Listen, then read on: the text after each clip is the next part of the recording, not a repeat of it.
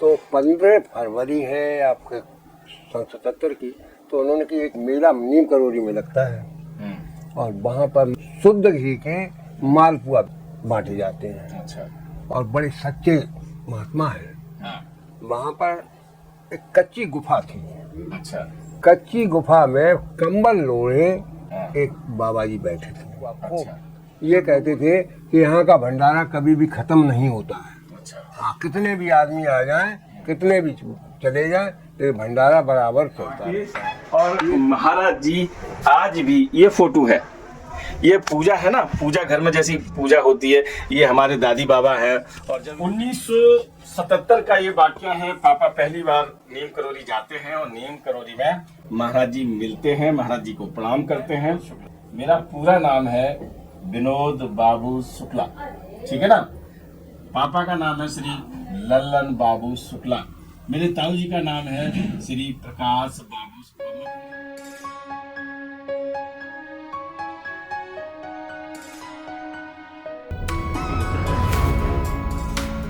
बोलो बाबा नीम करोली वाले जय। आज आपको बहुत चिर परिचित प्रश्न है। जब कभी किसी से मेरी मुलाकात होती है या आप अपने कमेंट बॉक्स में लिखते हैं कि आप बाबा नीम करोली से कैसे जुड़े, है ना, आपके मन का प्रश्न है और आपके इस प्रश्न का आज उत्तर मैं देने वाला हूं। हम किसी स्टूडियो में नहीं बैठे हैं, हम आपके अपने दिल में बैठे हैं, यानी हम जिस घर में हमारा बचपन बीता, जहाँ पला बड़ा, और आप हैं पूज्य पिताश्री श्री लल्लन बाबू शुक्ला, आप हमारे चाचा हैं श्री सुरेंद्र दीक्षित, इनका ये नाम है, गुप्त नाम है, लेकिन इनको भैया लाल के नाम से जानते हैं। सही कह रहा हूं मैं? तो है क्या, मैं आपको पहले ये बता दूं कि अभी कुछ दिन पहले पिताश्री की तबीयत खराब हुई और तबीयत खराब होने पे हम हॉस्पिटल गए और हॉस्पिटल में रहे और हॉस्पिटल से वापस घर आए। आपको ये सारी बातें मैं इसलिए बता रहा हूं कि जो मैंने एक प्रश्न आपको बताया कि हम लोग पूछते ना कि आप बताओ कि आप बाबा नीम करोली से कैसे जुड़े, तो ये पूरी गाथा मुझको भी अभी अभी पता चली। अभी अभी का मतलब जब पिताश्री हॉस्पिटल गए, साथ साथ जब बातों के दौर हुए, तो एक ऐसी गुप्त बात मेरे सामने आई जहां मुझे लगा कि मैं आपको बताऊं कि महाराज जी से हम जुड़े तो कैसे जुड़े, ठीक है ना। अभी तक जब भी हमने किसी ने मुझसे बातचीत की, किसी ने साक्षात्कार किया, तो उसमें यही बताया जो मैं जानता था, लेकिन उससे भी कहीं ज्यादा गूढ़ बात और मैं ये कहूं असली बात पता चली। तो आज हम आपको दोनों लोगों से बातचीत करवाते हैं और सबसे पहले बोलते हैं जय बाबा की। जय बाबा। पापा जी, हमको आप महाराज जी से कैसे जुड़े? सबसे पहले सन 1977 में मोहम्मदाबाद में रहने लगा। अच्छा। रहने के एक हमारे पड़ोसी मुन्नालाल गुप्ता थे, हाँ। उनसे मिले, वो हमारा संबंध उनसे होता रहा। तो 15 फरवरी है आपके 77 की, तो उन्होंने की एक मेला नीम करोली में लगता है और वहाँ पर शुद्ध घी के मालपुआ बांटे जाते हैं। अच्छा। और बड़े सच्चे महात्मा हैं। तो हमारी भी इच्छा हुई कि भाई उनसे मिला जाए, देखा जाए कैसे हैं। तो हम और हमारी पत्नी, यानी मेरी माँ बिल्कुल बैठी है गवाह के रूप में, अगर ये झूठ बोलेंगे तो मम्मी मना करेंगी। मम्मी गई थी आप नीम करोली? गई थी? गई थी। हाँ, चलिए अब आप। हम वहाँ पर पहुँचे। हाँ। वहाँ पर एक कच्ची गुफा थी। अच्छा। कच्ची गुफा में कंबल लोड़े एक बाबा जी बैठे थे। अच्छा। सब लोगों ने ये कहा इन्हीं के नाम से ये नीम करोली बाबा जी कहलाते हैं। अच्छा। हाँ, तब उनके हम लोगों ने पैर छुए और वहाँ का दृश्य देखा। वहाँ पर विशेष कुछ नहीं था, सिर्फ एक छोटी सी गुफा थी और उस गुफा में वो वहाँ पर, लेकिन मेला वहाँ पर खूब लगा हुआ था, सभी चीज़ बिक रही थी और मालपुआ खूब। ये कहते थे कि यहाँ का भंडारा कभी भी खत्म नहीं होता है। अच्छा। हाँ, कितने भी आदमी आ जाएं, कितने भी चले जाएं, ये भंडारा बराबर चलता रहता है। ये दृश्य हमारे सामने भी था।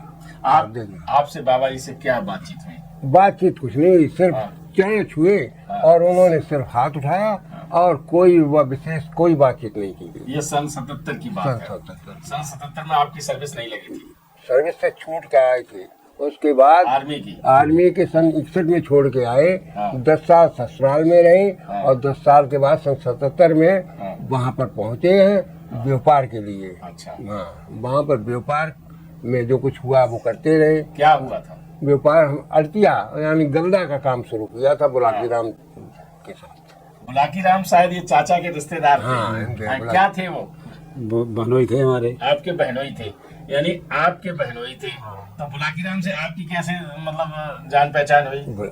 हमारे जो बहनोई है, बहनोई के यहाँ उनकी बहन थी।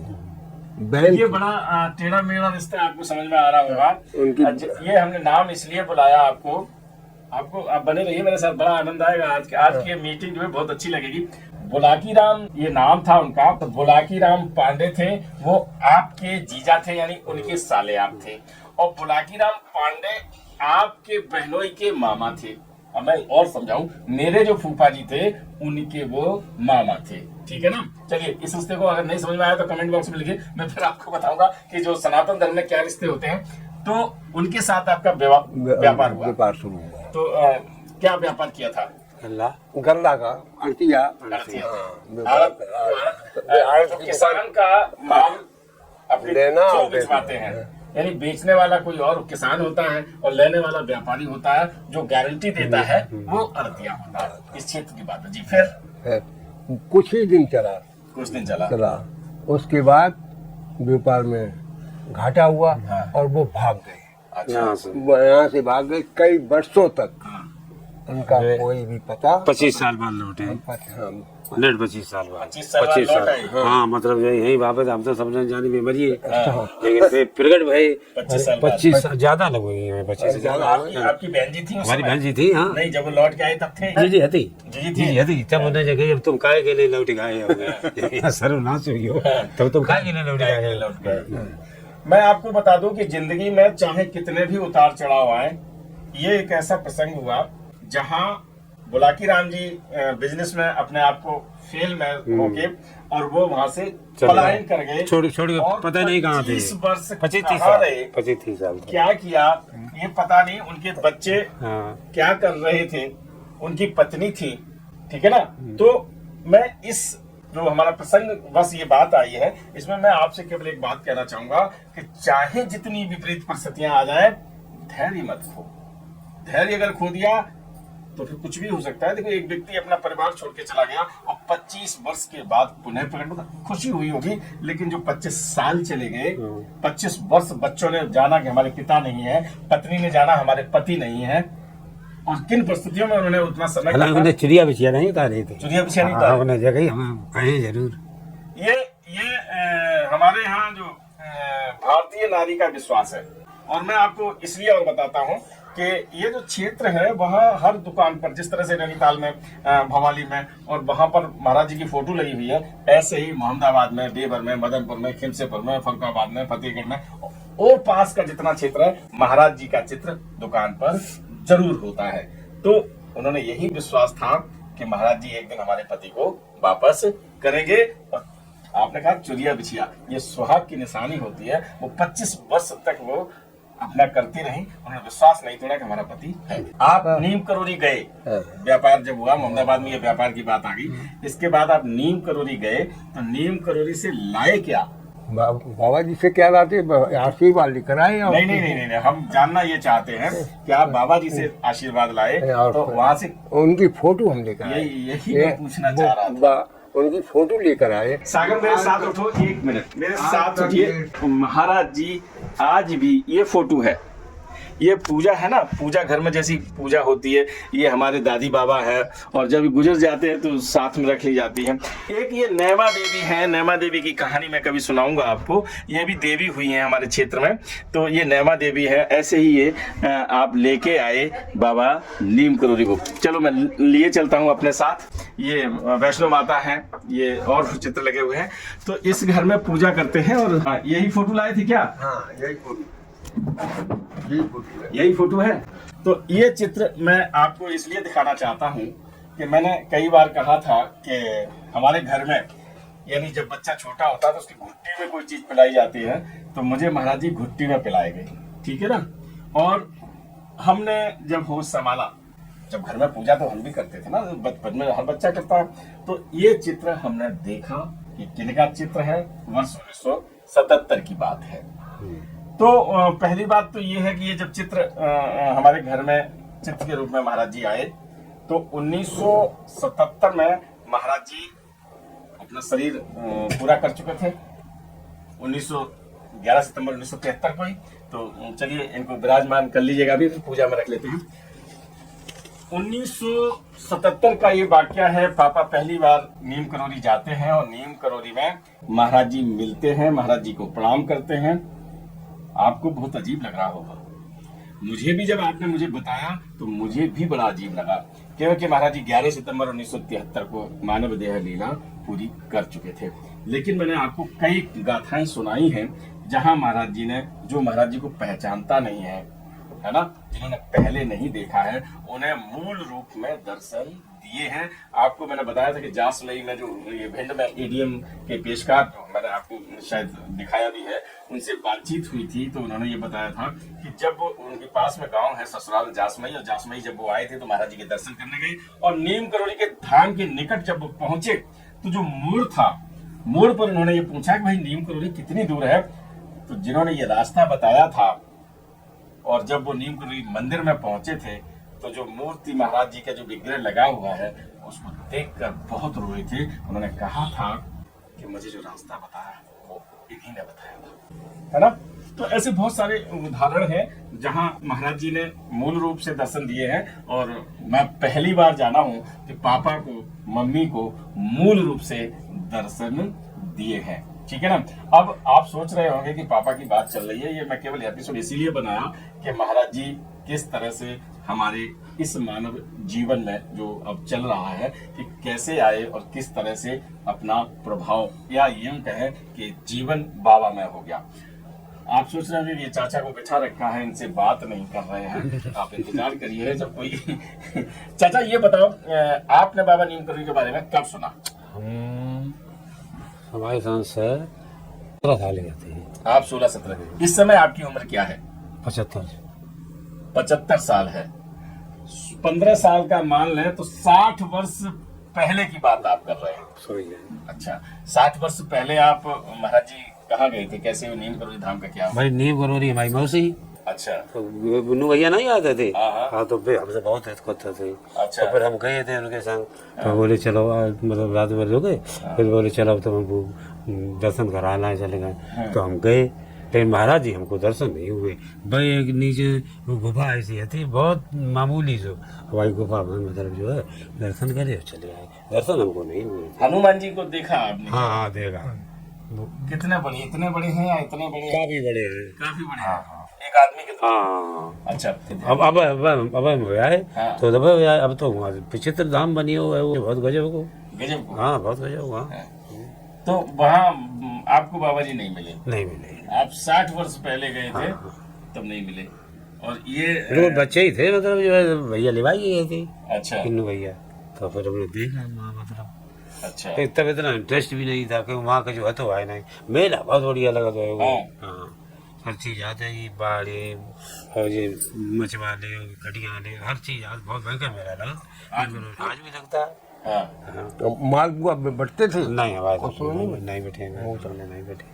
हमने वहाँ में गए थे, मतलब जो चंदम में, मतलब जाने कौन से महीना जाता हमें ध्यान है नहीं, तो मतलब जो खाली उनके भाई भाई पुटिया के दर्शन करे और चले आए। मौसी के लड़के ने बताया कि हाँ, बाबा जी हाँ, थे हाँ, और जो है, हाँ, ये। कोई मंदिर नहीं बना। हाँ, कुछ नहीं था ना। अच्छा बाबा जी जो अब तो विग्रह है, मूर्ति लगी हुई है, तो जब पहले 15 साल में गए थे तो मूर्ति लगी थी क्या? ध्यान नहीं है। हाँ भाई लड़के ही तो थे 15-16 साल को हैं।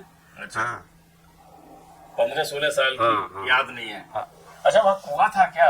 एक हुआ तो हुआ तो हाँ हुआ तो कितना बड़ा होता? काफी बड़ो हो तो वहाँ पानी आनी मतलब पानी कैसा था? वो खारा था या मीठा था? मीठा था। मीठा था। हाँ। मित्रों देखिए, वर्ष 1977 की बात में पापा जी कह रहे हैं कि हमने दर्शन किए हैं, पैर छुए हैं और वही कंबल ओढ़े हुए थे और उन्हीं की फोटो लेके आए। आप कह रहे हैं कि हम 60 वर्ष पहले गए थे, है ना? 60 वर्ष पहले मानव देह में थे महाराज जी, थे है ना? लेकिन आपको दर्शन नहीं हुए क्योंकि वर्ष 1935 में महाराज जी नीम करोली धाम से चले गए। और सच बात यह है कि इक्का दुक्का लोग जाते रहे। अब आपकी तो मौसी है उस गांव में, यानी आप बचपन में, या मैं ये कहूँ किशोरावस्था में। ना अब तो अब मजा आई थी ना। नहीं आप पहली बार जब गए थे? पहली तो मैं गई तब पहली बार गए तो वो भैया बोले चलो तुम्हें दर्शन कराए ना। हमने चलो भाई तो भाई नीचे में गुफा आई थी बनी थी। गुफा के अच्छा गुफा के दर्शन करके चले, तब अपने आप चले जाते थे गुफा में? कोई अरे कुछ नहीं था भाई, कुछ नहीं। 10-5 आदमी आते थे, कतई भीड़ भाड़ नहीं होते थे। वो तो बहुत मतलब जो है वीरान था। हाँ वीरान था कतई। आप समझ गए ना कि जब किसी को दर्शन देने होते हैं तो किस तरह से दे देते हैं। हाँ और नहीं देने होते हैं। अच्छा पापा एक बात बताओ, हमारी आपकी बातचीत होती रहती है और मैं आपको बता दूं कि जिंदगी के कुछ दौर में कभी कभी मनभेद या मतभेद, इन दोनों की जो परिभाषा होती है वो बिल्कुल अलग होती है। जब पिता पुत्र में कभी कभी ऐसे रिश्ते भी आए, ऐसे वक्त आया कि हम लोगों में बातचीत नहीं हुई, और आप ये तो मान के ही चलो कि इन्होंने जीवन दिया और इनके हाथों में ही हम बड़े हुए, है ना? और वो परिस्थितियां नहीं, मैं चाहे कैमरे पे हूँ और चाहे कैमरे पे नहीं हूँ, दिल में आता है, अब मैं कुछ छिपाता नहीं हूँ। लेकिन पापा जब तबीयत खराब हुई तो हमारे एक छोटी सी नातिन है 4-5 साल की, उससे लेके घर के जितने सदस्य हैं सब सेवारत रहते हैं और पिताजी प्रसन्न है। और मुझे उगरा साहब की बात याद आती है कि पूजा जरूरी नहीं है, माता पिता की सेवा जरूरी है।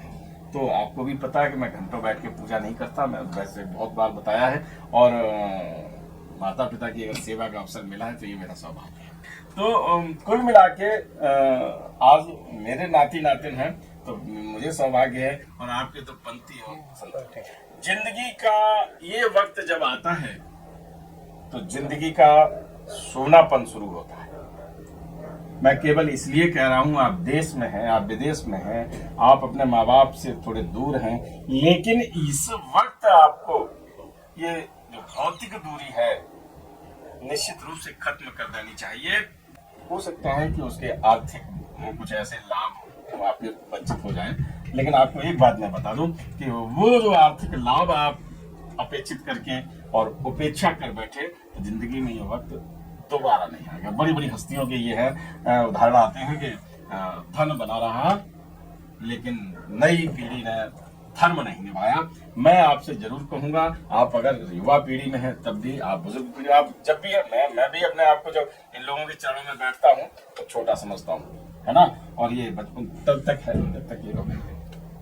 मैं आपको एक बात और बता दूं, पिताजी को हवाली में रहने का अवसर मिला है।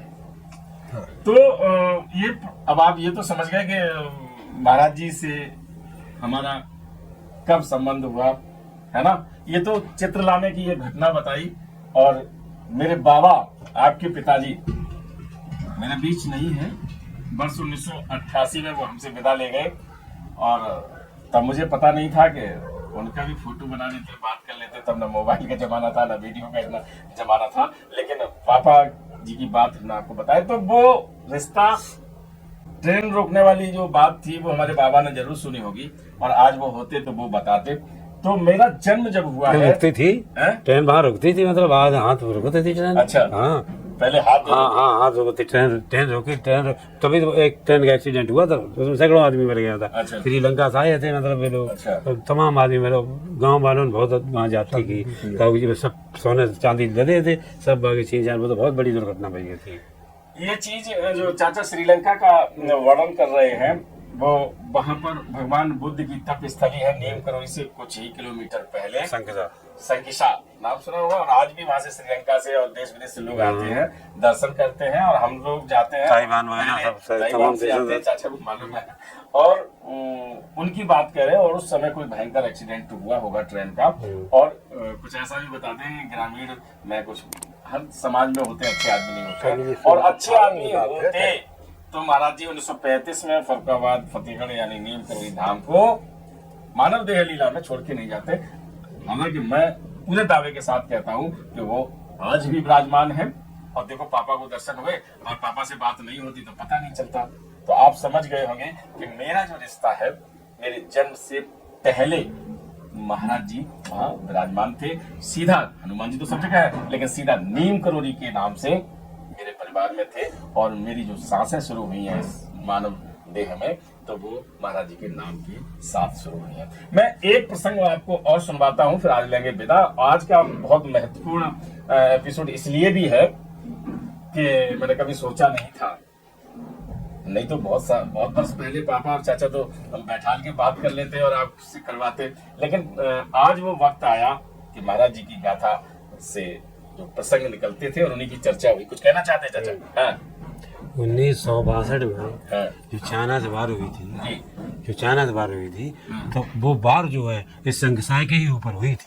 अच्छा। वो लड़ाई जो जंग छिड़ी थी 1962 में, वो सिर्फ मतलब जो है ज्यादा छिड़ी थी कि वो चीनी जगाते थे हमारे यहाँ तक कब्जा है, यानी यहाँ तक हमारा मतलब जो है यहाँ हमारे जमा है बहुत यहाँ तो इस पर तो लड़ाई हुई थी चाइना से जंग इसीलिए हुई थी। 1962 में कि जब चाइना से बार हुआ है, और वो उसका कारण चाचा बता रहे हैं कि ये भगवान बौद्ध की जो तप स्थली है संकिसा में आज भी पूरे विश्व से आते हैं बौद्ध धर्म को मानने वाले, लेकिन श्रीलंका से बहुत ज्यादा लोग आते हैं, रोज बसें आती हैं, वहाँ पूजा होती है।